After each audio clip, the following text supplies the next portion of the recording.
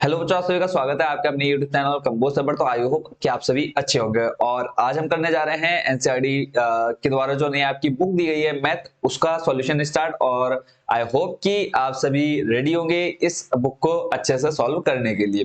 तो आज की वीडियो में फर्स्ट चैप्टर स्टार्ट करेंगे जिसका नाम है वास्तविक संख्या और इसकी एक्सरसाइज 1.1 का पहला क्वेश्चन।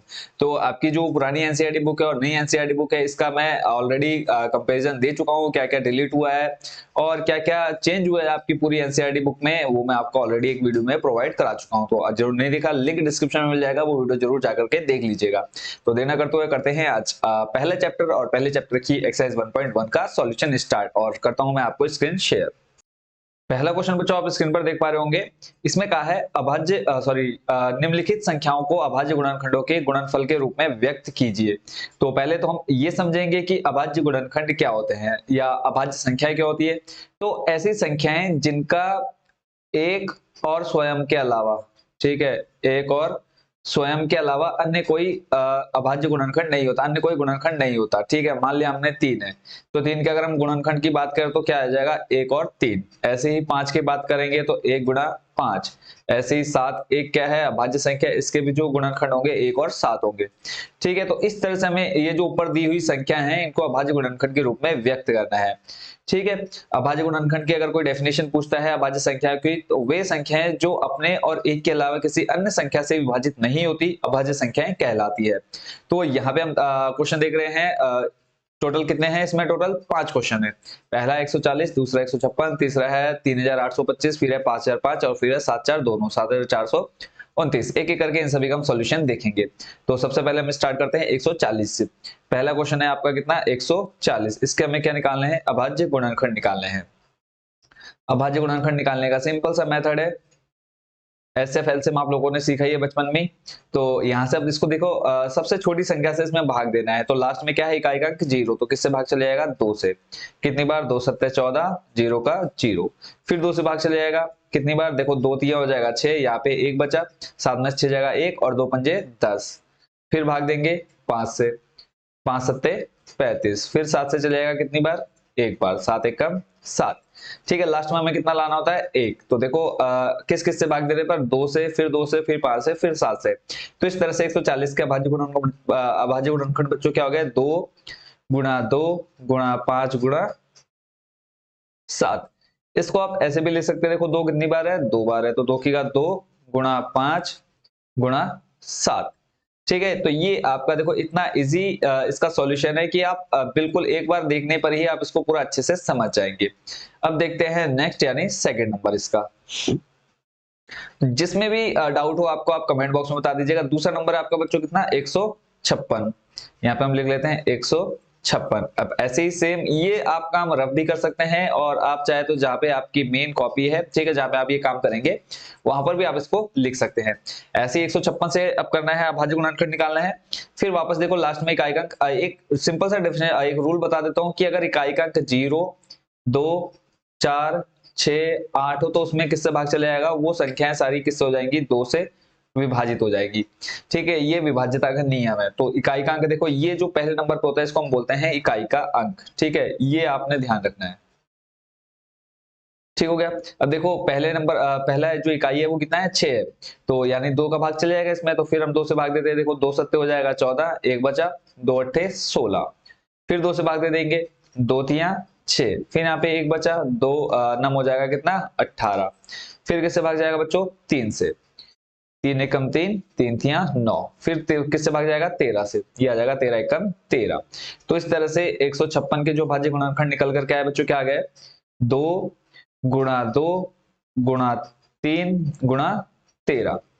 इसको भी आप चाहे तो कैसे लिख सकते हैं, 2 की घात 2। देखो जरूरी नहीं है कि आप ऐसे लिखे, ठीक है, आपका मन है तो लिखो, नहीं तो नहीं लिखेंगे। ठीक है, यानी 2 की घात 2 गुणा 3 गुणा 13। किसके अभाज्य गुणनखंड आ गए, 156 के। चलते हैं अगले प्रश्न की तरफ। तीसरा नंबर देख लेते हैं। थर्ड क्वेश्चन बच्चों आप स्क्रीन पर देख पा रहे हैं कितना, 38 25। अब जैसे जैसे आप आगे जाते जाएंगे थोड़ा सा लेवल इसका टफ होते जाएगा। ठीक है, और सबसे जो ज्यादा परेशान करता है बच्चों को वो करता है फिफ्थ नंबर। ठीक है, तो उसका भी हम बहुत ही इजी वे में सॉल्यूशन समझेंगे। 38 25 हम इसको लिख लेते हैं। अब ऐसे ही हम इसके अभाज्य गुणनखंड निकाल लेते हैं, 38 25। अब एक नियम और मैं आपको बता दूं कि अगर इकाई का अंक कितना है 5, इकाई का अंक 5 या फिर 0 है तो वो संख्या किससे विभाजित हो जाएगी 5 से। ये आपने ध्यान रखना है इस नियम को। अगर इकाई का अंक कितना है 5 या 0, अब यहाँ पे देखो इकाई का अंक कितना है 5, तो यानी इसमें किससे भाग चला जाएगा 5 से भाग चला जाएगा। देखो 5 का भाग 3 में जाएगा नहीं, फिर हम 38 ले लेंगे। 5 36 5 सत्ते 35, कितना बचा 35 36 37 38, 3 बचा। फिर यहाँ पे हो जाएगा 32, फिर हो जाएगा 5 छंग 30, कितना बचा फिर 2, और फिर आगे आ जाएगा 25, तो 5 पंजे 25। फिर देखो इकाई का अंक बच्चों कितना है 5, फिर किससे भाग चला जाएगा इसमें 5 से। देखो 5 एकम 5, 2 बचा, 5 पंजे 25, फिर कितना बचा 1, फिर हो जाएगा 5 तिया 15। अब यहाँ पे देखो किसका भाग जाएगा इकाई का अंक, देखो ना तो 0 2 4 6 8 है, यानी 2 का भाग नहीं जाएगा। 3 का भाग चेक करने के लिए इन सबको हम जोड़ लेते हैं, 5 6 7 8 9। ठीक है, देखो 3 का नियम क्या है, 3 का नियम क्या कहता है, अगर यहाँ जो अंक आपको दे रखे हैं, ठीक है, उन सबको अगर जोड़ने पर 3 से भाग जा रहा है तो वो पूरी संख्या क्या हो जाएगी 3 से विभाजित हो जाएगी।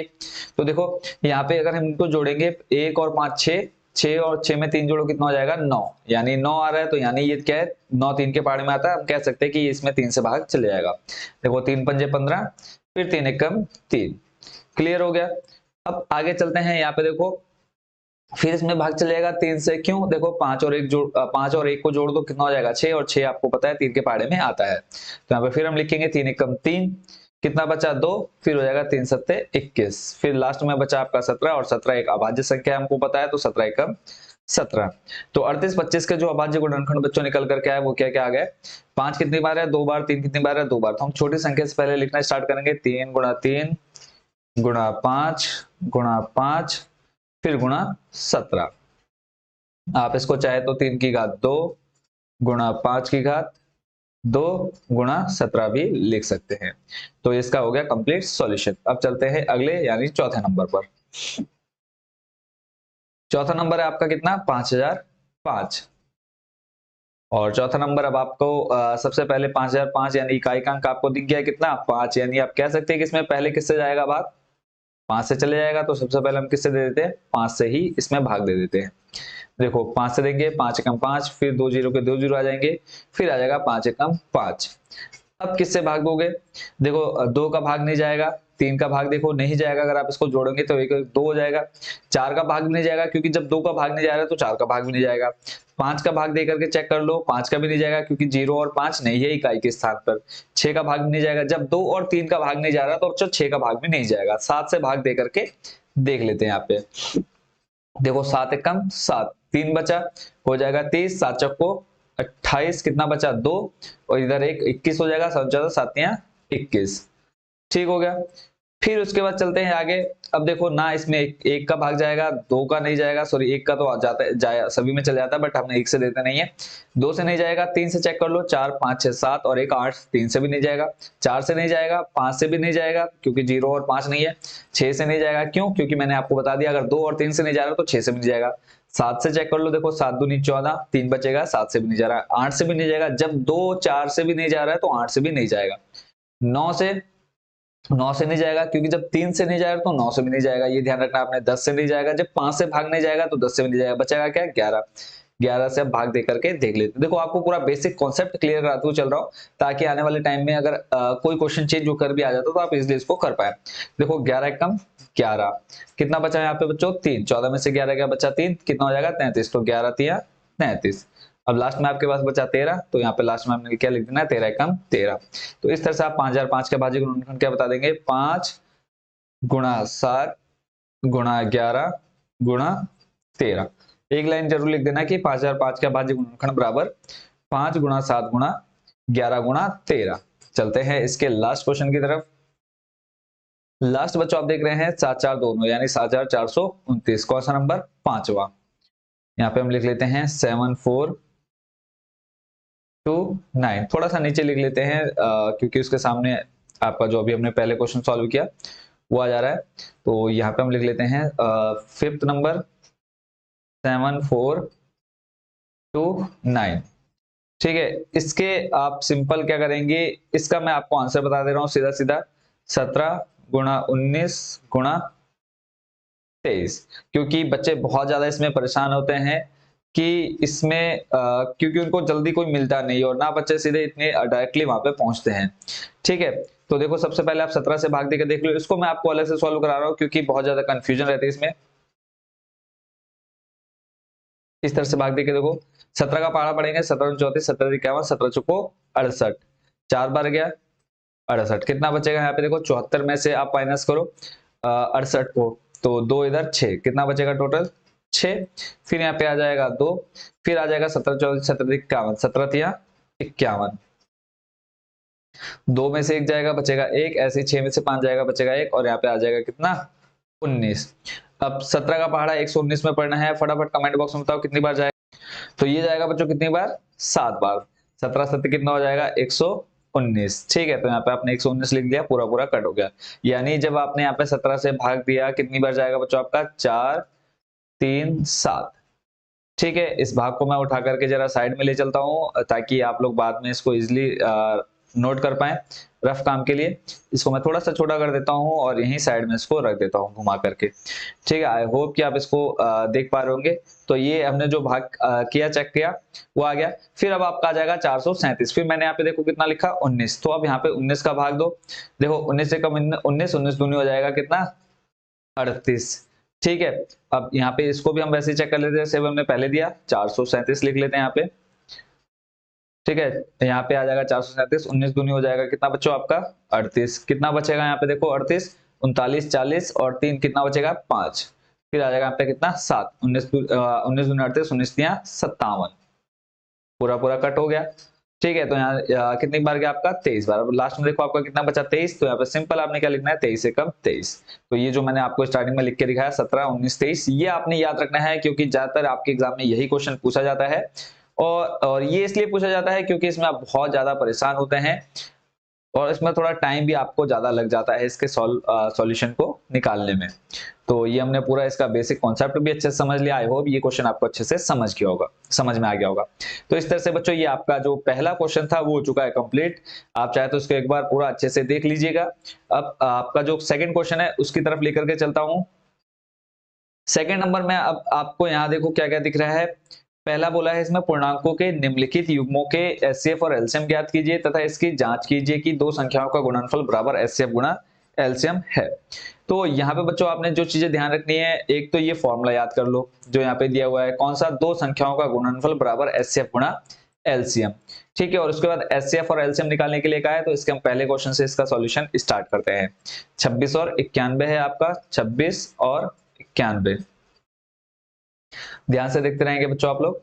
तो जैसे अभी हमने थोड़ी देर पहले अभाज्य गुणनफल निकाले, वैसे ही हमने इनके 26 और 91 के निकाल लेने हैं। ठीक है, इसको अब साइड में ले चलता हूं मैं।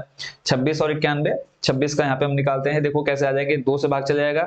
अब मैं फटाफट करते रहूंगा। ठीक है, यहाँ पे देखो 13, 2 एकम 2, 2 तिया 6, फिर आपका आ जाएगा 13 एकम 13। 26 का आप क्या लिख सकते हैं, 2 गुणा 13। ऐसे ही 91 के निकालते हैं यहाँ पे बच्चों। ठीक है, यहाँ पे देखो 7 से भाग जाएगा, 7 एकम 7, 2 बचेगा 21 हो जाएगा, 7 या 21, फिर आ जाएगा 13 एकम 13। ठीक है, जल्दी जल्दी कर रहा हूँ क्योंकि ये आप अब समझ चुके हैं। ठीक है, तो इसलिए यहाँ पे मैं ज्यादा टाइम नहीं लूंगा। तो 7 गुणा आ जाएगा यहाँ पे 13। एचसीएफ और एलसीएम निकालना है। देखो एचसीएफ बच्चों क्या होता है, एचसीएफ उसे कहते हैं जो दोनों संख्याओं में क्या हो, अभाज्य गुणनखंड में कॉमन आ रहा हो। ठीक है, अगर हम 26 और 91 की बात करें तो आपको कॉमन क्या दिख रहा है, दोनों में एक जैसा 13। ठीक है, तो जो कॉमन है वही हमारा क्या होता है, एचसीएफ होता है। आई होप कि ये आपको समझ में आ गया होगा। फिर लिखता हूं आगे एलसीएम। अब एलसीएम कैसे निकालते हैं, बिल्कुल इजी तरीका है। सबसे पहले आपने क्या लिखना है, जो एचसीएफ आपका आ रखा है उस संख्या को चुपचाप लिख लो। लिख लिया, फिर उसके बाद ऊपर जो आपके पास कॉमन लेने के बाद क्या क्या बचा है आपके पास, देखो 2 और 7 बचा है, तो यहाँ पे सिंपल आपने क्या लिख लेना है, 2 और 7। अब इनका गुणा करा दो, 13 दूनी 26 और 26 की गुणा 7 से करा दो। देखो हो जाएगा 7 छंग 42 का 2, हासिल लगा 4, 7 दूनी 14 और 4 18। तो यानी एलसीएम आपका कितना आ जाएगा, 182। क्लियर हो गया। अब हमें क्या करनी है, इसकी जांच भी करनी है। क्या जांच करनी है, सत्यता की जांच करनी है। आई होप कि इधर का आप समझ गए होंगे, तो इसको मैं यहाँ से कर दे रहा हूँ क्लीन। ठीक है, क्या करनी है हमें, सत्यता की जांच। तो यहाँ पे हम जांच लिख लेते हैं, आप लोग सत्यता की जांच चाहें तो पूरा लिख लीजिएगा। अब जांच के लिए आपको फॉर्मूला मैंने आपको स्टार्टिंग में बोला, कौन सा फॉर्मूला, दोनों संख्याओं का गुणनफल दोनों संख्याओं का गुणनफल बराबर में बच्चों क्या आ जाएगा आपका एचसीएफ गुणा एलसीएफ। एचसीएफ गुणा एलसीएम। दो संख्याएं कौन सी जो आपको क्वेश्चन में दे रखी हैं, तो 26 गुणा 91, ठीक है, बराबर ऐसे ही एचसीएफ आपका कितना दे रखा है, एचसीएफ आपका आया 13 और एलसीएम बच्चों आपका आया कितना 182। ठीक है, अब आपका ज्यादा टाइम वेस्ट ना हो इसलिए मैं यहाँ पे आपको कैलकुलेटर में फटाफट करके दिखा देता हूँ कि कैसे आप इसका आंसर निकाल सकते हैं। ठीक है, और यहाँ से मैं कैलकुलेटर ओपन कर लेता हूँ क्योंकि देखो एक एक क्वेश्चन में टाइम आपका टाइम भी बचाना है और आपको समझ में भी आ जाए, इस तरह से हमको पूरा क्वेश्चन लेकर के सॉल्व करके चलना है।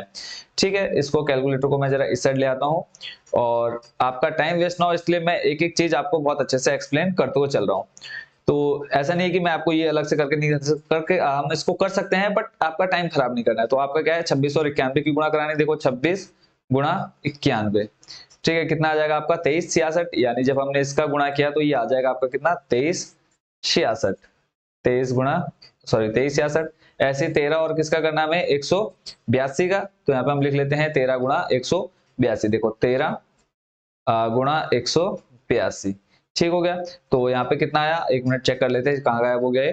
13 गुणा 182 करना है, 13 गुणा 182, अगर दोनों आंसर सेम आएंगे तो हमारा आंसर क्या हो जाएगा, बिल्कुल सही हो जाएगा। कितना है 2366, यानी ये आपका बच्चों कितना आ गया 2366, यानी हम लिख सकते हैं कि लेफ्ट हैंड साइड बराबर क्या है राइट हैंड साइड। लास्ट में आपने सिर्फ एक यही लाइन लिख देनी है। अगर आपके दोनों आंसर सेम आ रहे हैं तो यानी आपने जो ऊपर गुणा भाग किया है वो बिल्कुल क्या है सही है। तो या आई होप कि आप पहला क्वेश्चन अच्छे से समझ गए होंगे।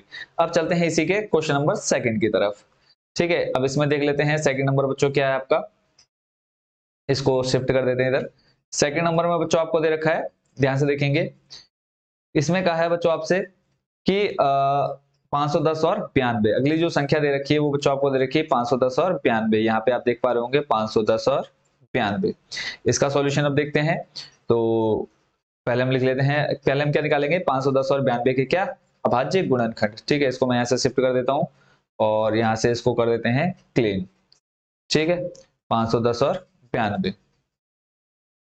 यहाँ पे हम लिख लेते हैं पहले क्या 510 और फिर 92, 510 और ये आपका कौन सा नंबर है सेकंड नंबर, 510 और दूसरा आपका 92। तो ऐसे ही हम पहले क्या निकालेंगे अभाज्य गुणनखंड निकालेंगे 510 के। देखो 2 से 2 दूनी 4 बचा 1 हो जाएगा 2 पंजे 10, फिर कितना बचा आपके पास 1, फिर आ जाएगा 2 पंजे 10, इकाई का अंक 5 है तो यानी 5 से भाग चले जाएगा इसमें, 5 पंजे 25, फिर 5 एकम 5, फिर इसमें देखो आप इसको जोड़ोगे 5 और 1 6 यानी 3 का भाग चले जाएगा इसमें, तो 3 एकम 3, 2 बचा, 3 सत्ते 21, फिर किससे चला जाएगा भाग इसमें 17 से, 17 एकम 17, यानी अगर आप 510 के अभाज्य गुणनखंड की बात करेंगे तो क्या क्या आगे दो छोटी संख्या से आप लिखते हुए स्टार्ट आएंगे, देखो 2 3 फिर आपका 5 और फिर आपका 17। क्लियर हो गया। ऐसे अब दूसरी निकाल लेते हैं हम किसके 92 के, यानी 92 के। 92 का अभाज्य गुणनखंड निकालते हैं, 2 से चले जाएगा, 2 चौको 8, 1 बचा, 2 छंग 12, फिर 2 से चलेगा 2 दूनी 4, 2 तिया 6, फिर देखो लास्ट में 23 है और 23 हम थोड़ी देर पहले भी देख चुके हैं कैसी एक अभाज्य संख्या है 23 से कम 23, यानी यहाँ पे आप लिख सकते हो 92 इक्वल टू 2 गुणा 2 गुणा क्या 23। अब ये इसको मैं यहाँ से हटा देता हूँ, आई होप कि आप इसको समझ चुके होंगे। ठीक है, इसको हमने हटा दिया। अब यहाँ से अब पहले हम क्या लिखेंगे एचसीएफ और एलसीएम देखेंगे क्या आ रहा है। तो यहाँ पे पहले हम लिख लेते हैं एचसीएफ। अब दोनों में कॉमन क्या दिख रहा है बच्चों आपको, यहाँ पे दिख रहे होंगे आप कि एक तो ये 2 है और 2 के अलावा और कुछ है नहीं है, तो हम कह सकते हैं कि एचसीएफ बच्चों कितना आ जाएगा 2। फिर हमें क्या निकालना है एलसीएम। तो अभी एलसीएम निकालने के लिए मैंने आपको बताया कि जो एचसीएफ में होगा वो आपने सबसे पहले लिख लेना है, लिख लिया। फिर उसके बाद कॉमन, ये देखो हम ऑलरेडी कॉमन ले चुके हैं यहाँ पे एचसीएफ में 2 बचा, अब आपके पास जो जो बचा है उसको आप लिख लीजिए। तो यहाँ पे देखो आपको एक यहाँ पे 2 दिख रहा है, तो 2 गुणा 2, फिर आपको ऊपर 3 दिख रहा है 3, फिर आपको 3 के बाद 5 दिख रहा है, फिर आपको 5 के साथ 17 और फिर आपको दिख रहा है क्या 23। ये दिख रहा है। अब यहाँ पे देखो फिर से हम कैलकुलेटर उठा लेते हैं फटाफट, ताकि आपका टाइम बिल्कुल भी वेस्ट ना हो। तो फटाफट हम इसकी मल्टीप्लाई करते हैं। देखो क्या क्या है, 2 फिर गुणा 2 फिर गुणा 3 फिर गुणा है आपके पास 5 फिर गुणा आपके पास 17 और फिर गुणा 23। ठीक है, अब मैं यहाँ पे इक्वल करता हूँ, कितना आ गया 23,460। और यहाँ पे हम लिख लेते हैं 23,460। ठीक है, अब गुणा तो आपको अच्छे से आती है, तो इसलिए मैं यहाँ पे बिल्कुल टाइम वेस्ट नहीं कर रहा आपका। तो एचसीएफ एलसीएम निकाल लिया। अब हमको क्या करनी है, जांच। जांच करेंगे। अब यहाँ पर आपने क्या लिखना है, वो फॉर्मूला यहाँ पे लिख देना आपने। कौन सा फॉर्मूला, दोनों संख्याओं का गुणनफल बराबर एचसीएफ गुणा एलसीएम। ऊपर दिखा देता हूँ आपको, ये वाला फॉर्मूला आपने एक लाइन यहाँ पे लिख लेनी है। ठीक है, तो दोनों संख्या आपको दे रखी है 510 गुणा 92 बराबर एचसीएफ आपको दे रखा है कितना 2, और एलसीएम आपका आया 23,460। 23,460। फिर से हम फटाफट इनकी मल्टीप्लाई करा देते हैं। तो देखो 510 और 92 की गुणा कराने पर कितना आ जाएगा, 510 गुणा 92, ये आ गया आपका कितना 46,920। ऐसे ही हम इसको चेक कर लेते हैं दूसरे वालों को भी फटाफट। तो 2 गुणा 23,460, 23,460 इक्वल दबाया, कितना आ गया 46,920। यानी दोनों का आंसर सेम आ रहा है, कितना 46,920। यहाँ पे हम लिख लेते हैं 46,920, और इधर भी आपका कितना है हमने चेक किया अभी 46,920। यहाँ पे आप लिख देंगे लास्ट में क्या, left hand side equal to right hand side. I hope कि इस क्वेश्चन को भी आप अच्छे से समझ गए होंगे। अब चलते हैं आपके नेक्स्ट क्वेश्चन यानी क्वेश्चन नंबर 3 की तरफ। क्वेश्चन नंबर 3 है बच्चों आपका कितना 336 और 54, आप स्क्रीन पर देख पा रहे होंगे 336 और 54। तो इसको हम नोट कर लेते हैं और इसको जरा हम ले आते हैं नीचे खिसका करके।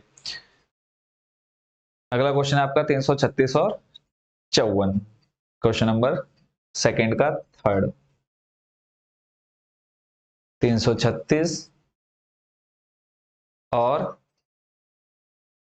54। तो सेम वैसे अब भाज्य गुणनखंड निकालते हैं 336 के, फिर निकालेंगे हम 54 के। 336 और 54 के भाज्य गुणनखंड निकालने हैं। तो पहले हम 336 के निकाल के चेक कर लेते हैं। 336 लास्ट में 6 है इकाई अंक, यानी 2 से भाग चला जाएगा, 2 एकम 2, फिर एक इधर आ जाएगा 13 हो जाएगा, 2 छंग 12, फिर एक बचा 2 अट्ठे 16, फिर चलेगा 2 से भाग 2 अट्ठे 16, फिर देखो भाग चलेगा 8 में, 2 चौको 8, फिर 2 से जाएगा 2 चौको 8, 2 दूनी 4, फिर 2 से देंगे 2 दूनी 4, 2 एकम 2, फिर 3 से भाग जाएगा 3 सत्ते 21, फिर 7 एकम 7। 336 के जो गुणनखंड आए देखो 2 कितनी बार है, 1 2 3 4 बार, तो उसको 4 बार लिख लो, 1 2 3 4, गुणा 3 कितनी बार है, 1 बार, और फिर 7 है 1 बार। ऐसे ही 54 यानी 54 के निकाल लेते हैं अभाज्य गुणनखंड। 2 से भाग चलेगा 2 दूनी 4, 2 सत्ते 14, फिर 3 से चलेगा 3 नम 27, फिर 3 से 3 तिया 9, फिर किससे जाएगा 3 से, 3 एकम 3, 2 एक बार, और 3 आपका बच्चों कितनी बार है, 3 बार, तो 3 गुणा 3 गुणा 3। आप इसको चेक भी कर सकते हैं। देखो सिंपल जो ये संख्या है आपके अभाज्य गुणनखंड है, इनके गुणा करा करके देख लो 336 आ रहा है नहीं आ रहा है। ऐसे इनका गुणनखंड करा लो, देखो 3 तिया 9, 9 तिया 27, 27 दूनी कितना हो जाएगा 54। इतना समझ गए। अब यहाँ पे हमें क्या लिखना है, एचसीएफ और एलसीएम। एचसीएफ आपको मैंने स्टार्टिंग में बताया जो कॉमन है, एक तो हमको यहाँ 2 दिख रहा है, और एक यहाँ पे मुझे क्या दिख रहा है 3 ऊपर भी दिख रहा है, और एक 3 नीचे भी दिख रहा है। तो जो दोनों में कॉमन है उसको हम लिख लेंगे 2 गुणा 3, यानी एचसीएफ आपका कितना आ जाएगा 6। ऐसे ही अगर हम एलसीएम की बात करें तो एलसीएम देखो सबसे पहले जो एचसीएफ है वो हमने लिख लिया, 6 को यहाँ लिख लिया, फिर जो जो बचा देखो 2 यहाँ पे कितने बचे, 3 बचे। ठीक है, इन तीनों को लिख लेते हैं 2 गुणा 2 गुणा 2, फिर आपके पास ऊपर बचा कितना 7, आप बाद में भी लिख लीजिएगा। 3 कितने हैं यहाँ पे आपके पास 2, तो यहाँ पे हम लिख लेंगे 3 गुणा 3, फिर आपके पास बचा कितना 7। अब इनकी मल्टीप्लाई फटाफट करेंगे, बिल्कुल टाइम वेस्ट नहीं करना है आपका। तो देखो लिखते हैं सबसे पहले आपका 6, फिर 2 कितनी बार है 3 बार, 1 2 और 3। ठीक है, फिर उसके बाद देखते हैं आपका 3 कितनी बार, 2 बार, 1 2, और फिर है आपका कितना 7, तो यहाँ पे आ गया आपका कितना 7, कितना आया 3024। इस तरह से आप क्या लिख सकते हैं कि आपका एलसीएम कितना आ गया 3024, 24। एचसीएफ एलसीएम निकाल लिया। अब हमें क्या करनी है, इसकी जांच भी करनी है। जांच करने के लिए इसको यहां से हम हटा देते हैं और ये आप नोट कर लीजिएगा, ठीक है, वीडियो रोक करके या फिर बाद में आप दोबारा देख लीजिएगा। अब यहाँ पे हमें जांच करनी है। जांच के लिए यहाँ पे सूत्र मैं एक बार फिर रिपीट कर रहा हूँ, जिनको अभी तक याद नहीं हुआ तो यहाँ पे याद कर लीजिएगा। फॉर्मूला क्या होगा आपका, दोनों संख्याओं का गुणनफल बराबर एचसीएफ गुणा एलसीएम। दोनों संख्याएं 336 और 54। ऐसे ही एचसीएफ आपको कितना दे रखा है बच्चों, 6, और एलसीएम अभी आपने निकाला कितना, 3024। ये अभी आपने निकाला एचसीएफ और एलसीएम। जांच करनी है, फटाफट इसकी हम जांच कर लेते हैं। मल्टीप्लाई कर लेते हैं 336 और पहले 54 की। देखो 336 गुणा 54 करते हैं, कितना आ जाएगा, 18144। ऐसे ही 6 गुणा 3024 की मल्टीप्लाई करते हैं, सेम आना चाहिए 18144, यानी दोनों सेम है। 18144 इधर भी आ रहा है और 18144 इधर भी है, यानी हम लिख देंगे कि left hand side equal to आपकी right hand side. I hope इस क्वेश्चन को भी आपने अच्छे से समझ लिया होगा। तो ये आपका क्वेश्चन नंबर कौन सा, सेकंड बी हो चुका है पूरा कंप्लीट। 3 पार्ट थे इसमें, तीनों पार्ट हमने अच्छे से समझ लिए। आप चाहे तो वीडियो को दोबारा रिपीट करके एक बार और देखना चाहें तो देख सकते हैं। अब चलते हैं आपके अगले प्रश्न की तरफ। अगला प्रश्न बच्चों आप स्क्रीन पर देख पा रहे हैं, इसको हम नीचे ले आते हैं। तीसरा प्रश्न बच्चों पढ़ लेते हैं जल्दी से। इसमें देखो लिखा है तीसरे नंबर में कि अभाज्य गुणनखंडन विधि द्वारा निम्नलिखित पूर्णांकों के एचसीएफ और एलसीएम ज्ञात कीजिए। अब जैसे अभी तक हम ऊपर 2 संख्याओं के करते हुए आ रहे थे, अब यहाँ पे देखो हमें इधर वाला हिस्सा नहीं करना है, हमें सिर्फ एचसीएफ निकालना है, एलसीएम निकालना है। ये वाला हिस्सा हमको नहीं करना है, जो यहाँ पे आप दिख रहे हैं दोनों, जांच नहीं करनी है यहाँ पे, ठीक है। तो और ज्यादा इजी हो जाता है, बट यहाँ पे संख्या आपको 3 है, डरने की कोई बात नहीं। तीसरा नंबर है, तो सिंपल से हमें अभाज्य गुणनखंड निकालना है। तीसरे का हम पहला लिख रहे हैं। संख्या आपको दे रखी है 12, 15 और 21। 12, 15 और 21, तीनों को मैं एक साथ लिख लेता हूं। तो सबसे पहले हम 12 के अभाज्य गुणनखंड निकालेंगे, फिर 15 के और फिर 21 के। मेथड आपका वही रहेगा सेम, ठीक है। तो यहाँ पे हम 12, 15 और 21 के निकाल लेते हैं। देखो 12 का हो जाएगा आपका कितना, 2, फिर 2 से फिर कितनी बार, 3 बार, तो यहाँ पे आ जाएगा आपका 3 एकम 3। फिर 15 का चेक कर लेते हैं। 15 का आ जाएगा 3 पंजे 15 और फिर 5 एकम 5। फिर आपके पास 21 का बच्चों आ जाएगा आपके पास कितना, 3 सत्ते 21 और 7 एकम 7। तो 12 क्या है आपके, क्या 2 गुणा 2 गुणा 3। ऐसे ही 15 के आ जाएंगे बच्चों आपके पास 3 गुणा 5 और 21 के आपके 3 गुणा 7। अब इसमें अगर मैं एचसीएफ की बात करूं तो बच्चों कमेंट बॉक्स में बताओ कि इसका एचसीएफ कितना आ जाएगा। देखो सब में क्या है, यहाँ पर भी 3 है, यहाँ पर भी 3 है और नीचे भी 3 है, तो एचसीएफ आपका बच्चों आ जाएगा 3। और एलसीएम की बात करेंगे तो एलसीएम आ जाएगा आपके पास कितना, सबसे पहले हमने एचसीएफ लिख लिया, फिर जो जो बचा देखो यहाँ से ये तो हम निकाल चुके हैं ऑलरेडी। बचा हमारे पास ऊपर 2 गुणा 2, 2 गुणा 2, नीचे आपके पास बचा 5, फिर आपके पास बचा कितना 7। फिर सब हम इनकी मल्टीप्लाई कर लेते हैं। देखो अब इसमें जांच नहीं करनी है, हमको सीधा यही बताना है एलसीएम और एचसीएफ। तो सबसे पहले 3 गुणा 2 है आपका 2 बार, तो 2 गुणा 2 कर लिया हमने। फिर आपका गुणा 5 और फिर है गुणा आपका 7। ये आ जाएगा बच्चों आपका कितना आंसर, 420। इस तरह से ये पहला नंबर आपका हो चुका है कंप्लीट, ठीक है। अब चलते हैं आपके इसी के सेकंड नंबर की तरफ। सेकंड नंबर बच्चों जो क्वेश्चन है आपका वो है 17, 23 और 29। 17, 23 और 29 सेकंड नंबर है आपका। 17, 23 और फिर आपको दिया है 29। यहाँ पे और भी लिख लेते हैं इस बार हम, और 29। मैं आपको बता दूं कि ये जो तीनों संख्या है अभाज्य संख्या है। अभाज्य संख्या मैंने बता रखा है, ऐसी संख्या है जिसमें एक और अपने यानी स्वयं के अलावा किसी और संख्या का भाग नहीं जाता है, वो संख्या क्या कहलाती है, अभाज्य संख्याएं कहलाती है। तो इसके जो अभाज्य गुणनखंड होंगे हम सीधा लिख रहे हैं, 1 गुणा 17, 1 गुणा 23। देखो इसमें और किसी संख्या का भाग जाएगा नहीं अपने और एक के अलावा, तो 1 गुणा 29। ठीक है, तो इसका एचसीएफ देखो बच्चों कितना हो जाएगा, जब कुछ भी कॉमन नहीं होता है ना तब हमेशा हम क्या देखते हैं, एक एक देखो सभी में होता है कॉमन, तो इस तरह से एचसीएफ कितना हो जाएगा, एक। और फिर एलसीएम की बात करेंगे बच्चों तो एक गुणा, फिर आपके पास बचा 17 गुणा 23 और फिर 29। अब इनकी मल्टीप्लाई देखो, आपको पता है थोड़ा टाइम लगेगा, तो फटाफट हम इसका सॉल्यूशन देख लेते हैं। 17 गुणा 23 गुणा 29, देखो 17 गुणा 23 गुणा 29 जीरो से हमने मल्टीप्लाई करा दी, इसको क्लियर कर लेते हैं। 17 गुणा 23 गुणा कितना 29, और ये आ जाएगा 11 33 9। ठीक है, यानी आपका जो फाइनल आंसर आ गया 11 33 9। ठीक है, एसएफ और एलसीएम निकालना था, ये भी कंप्लीट। आई होप इसको भी आप समझ गए होंगे। जब देखो कुछ भी कॉमन नहीं मिलता हमेशा हम क्या लिखते हैं, एक लिख लेंगे। ठीक है, अगले क्वेश्चन पर चलते हैं, इसी के पार्ट नंबर 3 पर। तीसरा है 8 9 और 25, कितना 8 9 और 25, नंबर आपका है 3, 8 9 और फिर आ जाएगा आपका कितना 25। तो 8 को हम लिख लेते हैं, फिर हम 9 को लिखते हैं, फिर ऐसे ही 25 को।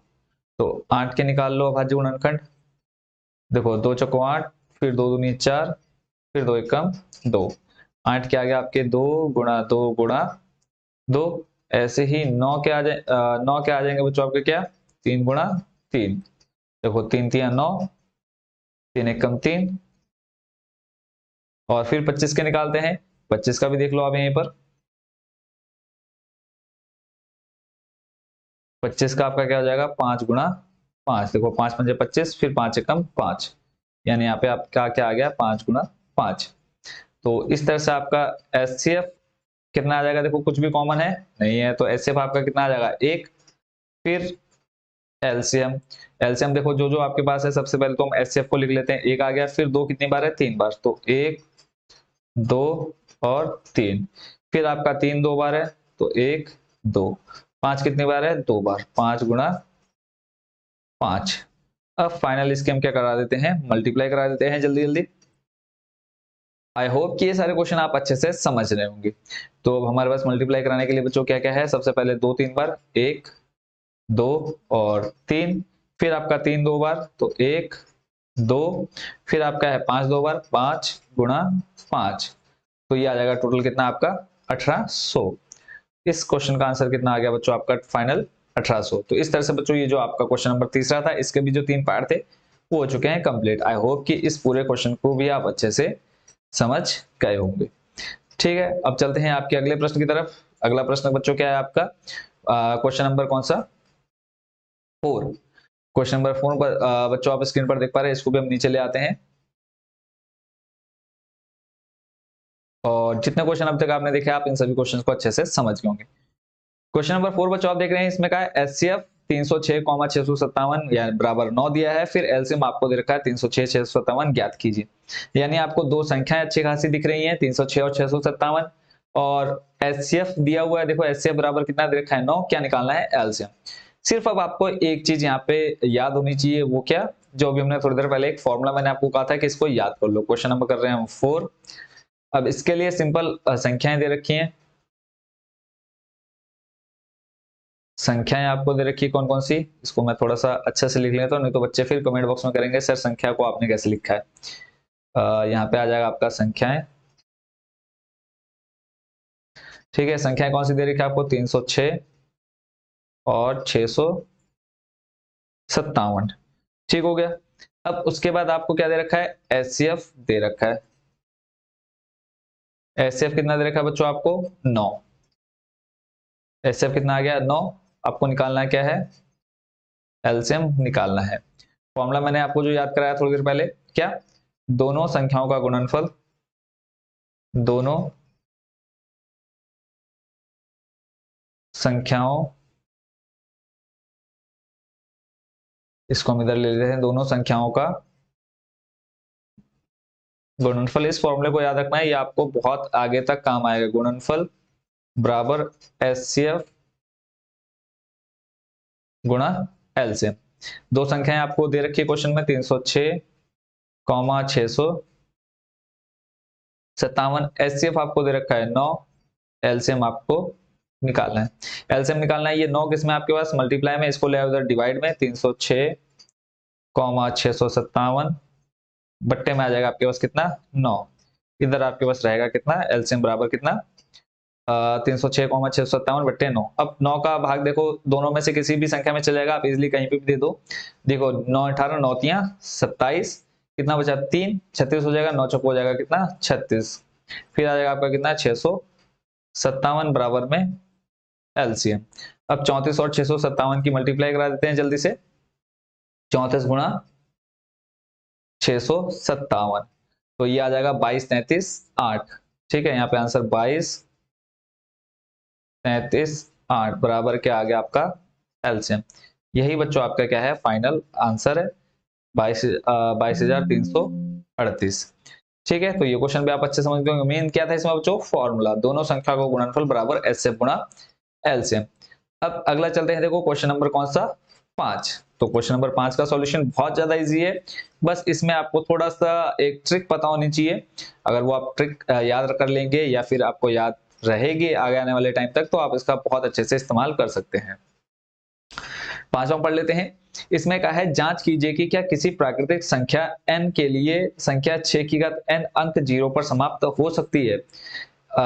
कई बच्चों को क्वेश्चन तो समझ में आया नहीं होगा। सिंपल हम क्या करेंगे, देखो कोई भी संख्या बोला है कि क्या किसी प्राकृतिक संख्या n के लिए संख्या 6 की घात n अंक 0 पर समाप्त हो सकती है। तो आई होप कि क्वेश्चन आपने एक बार अच्छे से देख लिया। ये हम कैलकुलेटर बहुत सारे खुल चुके हैं, इनको जरा मैं कैलकुलेटर को बंद कर दूं, इतने कैलकुलेटर। ठीक है, तो स्क्रीन पर आप अच्छे से देख पा रहे होंगे। तो यहाँ पे देखो बच्चों, जैसे हमसे कहा है कि 0 पर समाप्त हो सकती है, तो पहले हमको ये पता होना चाहिए कि 0 पर कौन सी संख्या समाप्त ऐसी कौन सी संख्या है जिससे भाग देने पर वो 0 पर समाप्त हो। तो आपको पता है कि 10 एक ऐसी संख्या है जो 0 पर समाप्त होती है। ठीक है, स्टार्टिंग अगर हम बात करें तो 10 ही पहली संख्या है जो 0 पर समाप्त हो रही है।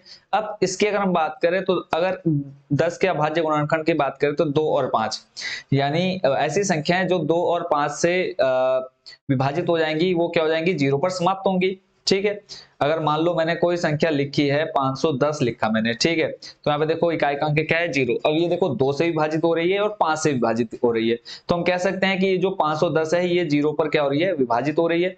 ठीक है, या फिर 5 और 2 है, जैसे यहाँ पे 6 की घात n, ठीक है, अंक दे दिया, तो यहाँ पे 5 की घात n अंक दिया होता तो वो 0 पर समाप्त हो रही होती, या फिर 2 की घात n अंक दिया होता तो हम कह सकते हैं कि वो भी 0 पर समाप्त हो रही होगी, या फिर दोनों एक साथ होंगे अगर 2 की घात n तथा 5 की घात n होंगे।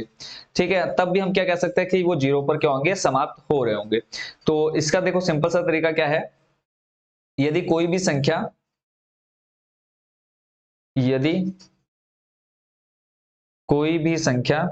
सिंपल सा देखो आपने क्या लाइन लिखनी है, यदि कोई भी संख्या 0 पर समाप्त होती है, यदि कोई भी संख्या 0 पर समाप्त होती है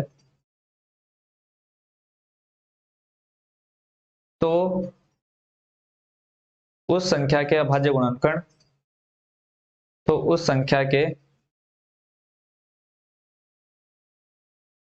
अभाज्य गुणनखंड 2 की घात n तथा 5 की घात m के रूप में होने चाहिए, के रूप में होने चाहिए। बस आपने ये लाइन याद रखनी, ऊपर का भूल जाओ अगर समझ में नहीं आया।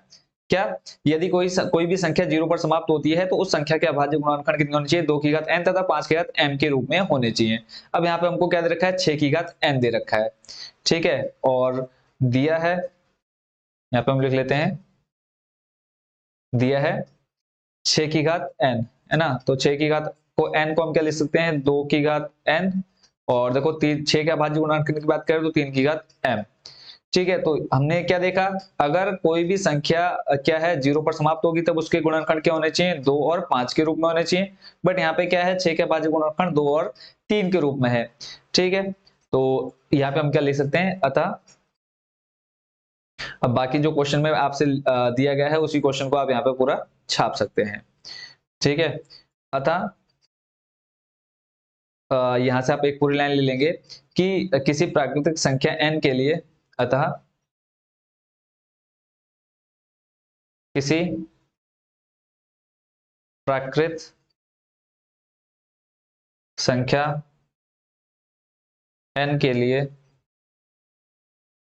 n के लिए संख्या 6 की घात n अंक 0 पर समाप्त नहीं हो सकती। अंक 0 पर समाप्त नहीं हो सकती। आई होप कि बच्चों ये पूरा क्वेश्चन आप अच्छे से समझ गए होंगे। सिंपल आपने क्या याद रखना है कि देखो कोई भी संख्या अगर 0 पर समाप्त होगी तो वो किस रूप पे होनी चाहिए, 2 और 5 के रूप में होनी चाहिए, ठीक है, या 2 या फिर 5, या दोनों एक साथ भी हो सकते हैं। पर जब हमने देखा कि जो 6 है वो 2 और 3 के रूप में है, इसके जो भाज्य गुणनखंड है 2 और 3 के रूप में, तो सिंपल सा है कि 2 और 3 के रूप में है तो ये क्या होगी, 0 पर समाप्त नहीं हो सकती। आई होप बच्चों इस क्वेश्चन को भी आपने अच्छे से एंजॉय किया होगा। ये था आपका कौन सा नंबर, क्वेश्चन नंबर 5। तो यहां से हम लिख लेते हैं कहां से आपका स्टार्ट हुआ, क्वेश्चन नंबर 5, ठीक है, यहां से हम लिख लेते हैं क्वेश्चन नंबर 5 का उत्तर कंप्लीट। उसका नेक्स्ट देखते हैं आपका अगला question, question number 6, question number 6। Question number 6 को हम इधर ले लेते हैं थोड़ा सा। इसमें कहा है व्याख्या कीजिए कि 7 गुणा 11 गुणा 13 प्लस 13 और 7 गुणा 6 गुणा 5 गुणा 4 गुणा 3 गुणा 2 गुणा 1 प्लस 5 भाज्य संख्या है और क्यों। अब पहले आपको ये पता होना चाहिए कि भाज्य संख्या क्या होती है। क्वेश्चन नंबर आपका 6, यहाँ पे हम पहले भाज्य संख्या की कंडीशन लिख देते हैं। भाज्य संख्याएं वे संख्याएं जो एक वाह, वाह को थोड़ा ठीक से बना देते हैं, एक वाह अपने, अपने यानी स्वयं, ठीक है, इसको मैं स्वयं भी लिख देता हूं, फिर पता चले कि अपने कुछ अलग ही मतलब लेकर निकल रहे हैं बच्चे। अपने यानी स्वयं के अलावा, के अलावा या अतिरिक्त, के अलावा किसी अन्य, अन्य यानी तीसरी संख्या, कोई तीसरी संख्या से विभाजित हो जाए, किसी अन्य संख्या से भी विभाजित हो जाए। क्या लिखा हमने, वे संख्याएं जो एक व अपने के अलावा किसी अन्य संख्या से भी विभाजित हो जाए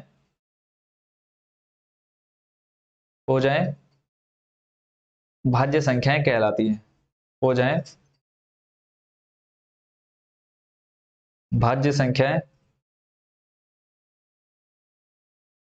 कहलाती हैं। ठीक है, एग्जाम्पल के रूप में हम ले लेते हैं कितना, 10। तो देखो 10 आपका 1 से तो जाएगा ही जाएगा, 10 से खुद से भी जाएगा, इसके अलावा देखो ये 2 से भी जाएगा, 5 से भी जाएगा, यानी अपने एक के अलावा, अपने के अलावा किसी अन्य संख्या से भी उसमें भाग जा रहा है तो वो एक कैसी संख्या हो जाएंगी, भाज्य संख्या हो जाएंगी। अब यहाँ पे आपको जो क्वेश्चन में दे रखा है उन संख्याओं को हम यहाँ पे पहले ले लेते हैं। अब यहाँ पे देखो आपको क्या क्या दे रखा है। सबसे पहले अगर हम बात करें तो 7 गुणा 11, यहाँ पे आपको दे रखा है 7 गुणा 11 गुणा 13 प्लस 13, ठीक है। इसको देख लेते हैं, देखो अगर हम इसको सॉल्व करेंगे तो 11 सत्ते कितना हो जाएगा, 77, फिर गुणा 13 और फिर प्लस 13। इसको हम पूरा सॉल्व कर लेते हैं और चलो दूसरे वाले को नोट कर लेते हैं, फिर बाद में दोनों को हम एक साथ लिख लेते हैं। ऐसे दूसरा है आपका 7 गुणा, नीचे नोट कर लेते हैं, आपके पास यहाँ पे 7 गुणा 6 गुणा फिर 5 गुणा 4 गुणा 3 गुणा 2 गुणा 1 और फिर प्लस आपके पास कितना है, 5, ठीक है। अब यहाँ पे देखो 6 सत्ते हो जाएगा 42, फिर हो जाएगा 5 को 20, ऐसा आप गुणा कर सकते हैं, 5 को 20, 3 दूनी 6 और फिर आपका कितना प्लस 5।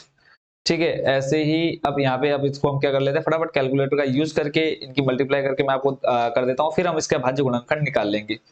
ठीक है, तो यहाँ पे देखो आपके पास क्या है, ऊपर 77 गुणा 13, 77 गुणा 13, ठीक है, कितना आ गया 1001। अब इसमें प्लस जोड़ देते हैं हम, कितना 13, फाइनली आपका कितना आ गया 1014।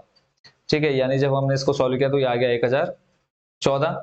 फिर मल्टीप्लाई कराते हैं हम दूसरी जो हमें नीचे संख्या दे रखी है, हमें दे रखा है 42, फिर गुणा 20, फिर आपका गुणा 6, और इसमें जोड़ना है हमको कितना 5, फिर आ जाएगा कितना 5000। 5000 बच्चों कितना आ जाएगा हमारे पास 5045, 5045। ठीक है, अब इसके अगर हम बात करें अभाज्य गुणनखंड निकालने की, तो हम स्टार्टिंग से ही जब हमने पहले क्वेश्चन को देखा है तो वहां पे हमने इसके अभाज्य गुणनखंड निकालने सीखे थे। हम अब हमको ये पता है कि इसमें 1 से भाग भी चले जाएगा और 1014 का भाग भी चले जाएगा। ठीक है, क्योंकि खुद संख्या क्या है 1014 है और 1 का भाग भी चल जाएगा। अब हमको सिर्फ एक ऐसी संख्या ढूंढनी है जिसमें इसका भाग चले जाए। अगर किसी एक संख्या से भाग चल जाएगा वो कैसी संख्या हो जाएगी, भाज्य संख्या हो जाएगी। हम इसके सारे अभाज्य गुणनखंड नहीं निकालेंगे, सिर्फ चेक करेंगे कि किसी और संख्या का भाग जा रहा है या नहीं जा रहा है। तो यहाँ पे आप देखेंगे इसमें किसका भाग चले जाएगा, 2 से भाग चले जाएगा। देखो 2 से भाग देंगे, 2 पंजे हो जाएगा 10। ठीक है, फिर देखो आगे फिर दो संख्या में एक साथ ले रहे तो एक जीरो यहाँ पे आ जाएगा 2 सत्ते 14। ठीक है, देखो इसमें किसका भाग चलेगा, हम यहाँ पे लिख देंगे इसका कारण। अब इसका देखो हमें रीजन भी पूछा है ना, तो रीजन हम यहाँ पे लिख देंगे। और पहले हम दूसरे वाले भी चेक कर लेते हैं, 5045। तो इसमें भी देखो 1 का भाग चले जाएगा, 5045 का भाग जाएगा। इसके अलावा हम देख रहे हैं कि इकाई का अंक कितना है 5, तो यानी 5 का भाग भी इसमें चल जाएगा। 5 एकम 5, 0 का 0, फिर आ जाएगा 5 नम 45। ठीक है, देखो दो संख्या लास्ट में एक साथ ले रहे हैं इसलिए एक जीरो और हमने लगाया, तो इसमें 5 का भाग चल जा रहा है, उसमें 2 का भाग चल जा रहा है। एक संख्या हमारे लिए काफी है। तो रीजन हम बच्चों यहाँ पे क्या लिखेंगे, दी हुई संख्या में, इसको मैं मिटा देता हूँ। आई होप कि इधर आप समझ गए होंगे, तो मिटा क्या देता हूँ इसको, हमारे पास जगह बहुत है। इसको हम यहाँ से थोड़ा सा खिसका देते हैं इधर अपने जगह छोड़ने के लिए, या फिर थोड़ा सा छोटा कर देता हूँ। इसको आप नोट कर लीजिएगा। ठीक है, यहाँ पे इसको आप आराम से नोट कर लेंगे। तो यहाँ पे हम रीजन क्या देंगे बच्चों कि दी हुई संख्या एक व स्वयं के अलावा या स्वयं के अतिरिक्त स्वयं के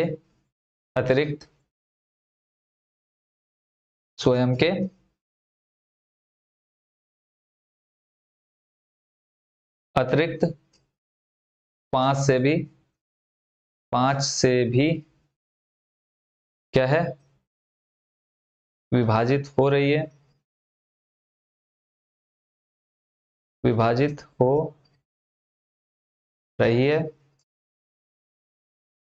अतः संख्या क्या है, अतः दी हुई संख्या आप लिख लेना, अतः दी हुई संख्या क्या है। क्वेश्चन में हमसे क्या पूछा था बच्चों, कि भाज्य संख्या है और क्यों। अतः दी हुई संख्या भाज्य संख्या है। आई होप इसको आप समझ गए होंगे। ऐसे ही दूसरा वाला भी लिख लेना आप। सॉरी, ये 5 से नहीं, किससे विभाजित हुई है, 2 से। ठीक है, यहाँ पे एक थोड़ी सी छोटी सी गलती हो रही है, इसको हम फटाफट सुधार लेते हैं। 5 की जगह क्या लिखना हमको, 2। ठीक है, और इसी को मैं यहाँ से कॉपी कर लेता हूँ ताकि थोड़ा सा हमारा टाइम बच जाए। देखते हैं अलग से हमारा कॉपी हो क्या आता नहीं आता। ठीक है, तो यहाँ से हम इसको कर लेते हैं कॉपी, और यहाँ पे हम इसको चिपका देते हैं। हमें दोबारा लाइन ना लिखनी पड़े, हम सिर्फ क्या करेंगे, 2 की जगह क्या कर देंगे, 5 कर देंगे। ठीक है, इसको मैं यहाँ से थोड़ा सा इरेज कर देता हूँ। 2 की जगह क्या आ जाएगा बच्चों, 5। यहाँ पे हम लिखेंगे दी हुई संख्या एक बार स्वयं के अतिरिक्त 5 से विभाजित हो रही है, अर्थात संख्या क्या है, भाज्य संख्या है। तो इस तरह से बच्चों आपका कौन सा नंबर, क्वेश्चन नंबर 6 भी हो चुका है कंप्लीट। ठीक है, अब लास्ट क्वेश्चन बचा है। लास्ट क्वेश्चन को भी हम जल्दी से फटाफट निपटा लेते हैं, और उसके बाद आप लोग जरूर कमेंट बॉक्स में बताएंगे कि बच्चों ये पूरी एक्सरसाइज आपको अच्छे से समझ में आई या नहीं आई। अगला प्रश्न है, किसी खेल के मैदान के चारों ओर एक वृत्ताकार पथ है। इस मैदान का एक चक्कर लगाने में सोनिया को 18 मिनट लगते हैं, जबकि इसी मैदान का एक चक्कर लगाने में रवि को 12 मिनट लगते हैं। मान लीजिए वे दोनों एक ही स्थान से एक ही समय चलना प्रारंभ करते हैं, एक ही दिशा में चलते हैं। कितने समय बाद वे पुनः प्रारंभिक स्थान पर मिलेंगे। देखो इसका हम सिंपल सा और शॉर्ट मेथड करेंगे, क्वेश्चन नंबर 7 का सॉल्यूशन करेंगे। अब यहाँ पे आपको जो दो संख्या दे रखी है आप उसको ले लीजिए। 18 मिनट और 12 मिनट दे रखा है, तो यहाँ पे आप 18 और 12 को अलग से लिख लीजिए। ठीक है, 18 और 12। सिंपल आप इसमें क्या निकालेंगे, पहले आप एचसीएफ निकालेंगे, फिर आप एलसीएम निकालेंगे, और जो एलसीएम होगा वही हमारा फाइनल क्या हो जाएगा, आंसर हो जाएगा। तो जैसे हम अभाज्य गुणनखंड निकालते हैं वैसे आप इसके अभाज्य गुणनखंड निकालें। आपने कई जगह देखा होगा इसका सॉल्यूशन एक एक दो दो तीन तीन पेज में देखने को मिलता है, बट हम बिल्कुल इसका 3 से 4 लाइनों में इसका आंसर खत्म कर देंगे। ठीक है, बाकी अगर आप चाहे तो इसका हिंदी में लिखना चाहे तो लिख सकते हैं कि मैदान का एक चक्कर लगाने में सोनिया को लगते हैं बराबर 18 मिनट, फिर इसी तरह रवि को लगते हैं बराबर 12 मिनट। फिर वो प्रश्न में जैसे पूछा गया कितना समय बाद मिलेंगे, तो लास्ट में आप जरूर लिख देना कि इतना समय बाद। तो यहाँ पे देखो 18 का हम निकाल लेते हैं अभाज्य गुणनखंड, हो जाएगा 2 9 18, 3 3 9, फिर 3 1 3। तो यानी 18 के आगे क्या 2 गुणा 3 गुणा 3। ऐसे ही 12 के निकाल लेते हैं, 12 के बच्चों क्या आ जाएंगे आप देख लीजिए जल्दी से। 12 के अभाज्य गुणनखंड, तो यहाँ पे आ जाएगा 2 छंग 12, 3 दूनी 6, फिर 2 एकम 2। छोटी से छोटी संख्या से भाग देना, तो देखो इसका आ गया आपका 2 गुणा 2 गुणा 3। अगर हम यहाँ पे एचसीएफ की बात करें, मैंने आपको क्या कहा, जो आपका एलसीएम आएगा वही आंसर होगा। तो एक तो आपका यहाँ पे कॉमन क्या है 2, और एक आपका कॉमन क्या बच्चों 3। तो ये आपका क्या हो जाएगा एचसीएफ, एचसीएफ बराबर कितना 6। अब जो एलसीएम होगा वही हमारा आंसर होगा। ठीक है, दोनों का कॉमन। तो सबसे पहले तो हमने यहाँ पे एचसीएफ लिख लिया। ठीक है, जो एचसीएफ आएगा वो आपने एलसीएम निकालने के लिए सबसे पहले एलसीएम लिख लेना है। ऊपर के क्वेश्चन आप देख सकते हैं। ऐसे आपके पास क्या बचा 2 और 3 बचा, तो यहाँ पे 2 गुणा 3। तो देखो 6 दूनी 12, 6 दूनी 12, 12 36। तो लास्ट में आपका कितना आ गया 36। तो और यही आपका क्या हो जाएगा मिनट में। यानी वे पुनः कौन, रवि और दूसरी जो है लड़की उसका नाम क्या है सोनिया। तो आप लास्ट में क्या लिखेंगे सोनिया और रवि, पूरा लिख लेते हैं यहाँ पे हम, सोनिया और रवि, सोनिया और रवि 36 मिनट बाद